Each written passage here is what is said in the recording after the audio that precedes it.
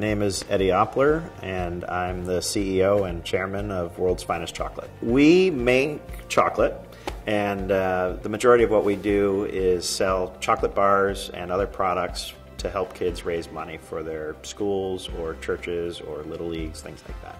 Back in 2002, when I took over the business, we were really struggling financially, and I was really looking for a way to create a sustainable business for the next generation, next 50 years.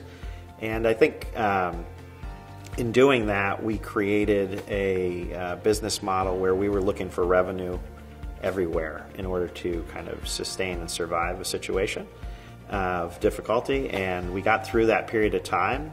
And what that then did was I looked at things and said, okay, well, now that we've survived this challenging period in our history, we really need to get back to what we do best. And in doing that, made a decision that was to chop off about 50% of our production in order to actually get back and focus on growing our core business where we could make money for the long haul. I think the best thing for me that came out of that was a real commitment to transparency to our employees. And so when we made these hard decisions, instead of family businesses, you tend to hold things in and don't really share the bad times with your team.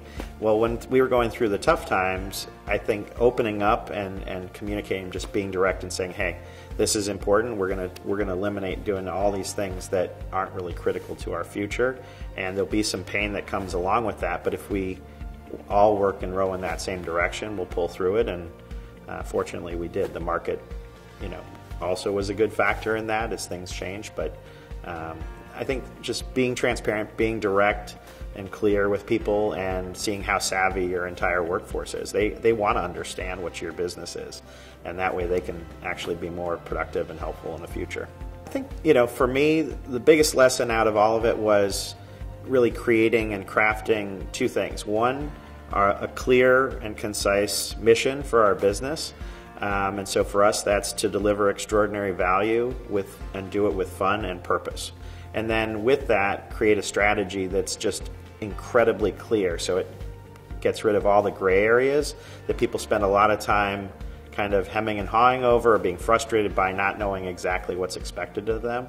And so when you create a strategy that's just perfectly crystal clear to the whole organization, and then you stick to it each and every day, which is not easy because it's so tempting to chase revenue or to chase that new thing. But it really helps, I think, for your employees to know exactly where we're headed. I really believe that as a manufacturer, that we can have a huge impact on the lives of our hourly employees. And so over the last couple years, we've focused a lot of energy, and we will in the future, on how to create an atmosphere that is incredibly rewarding, both economically as well as in terms of engaging our hourly employees, so that it's a place that they would leave and refer us to their friends and brag about. And I think hourly workers, it's not always viewed that way. And for us, I think on the south side of Chicago, we can make a great impact on our community.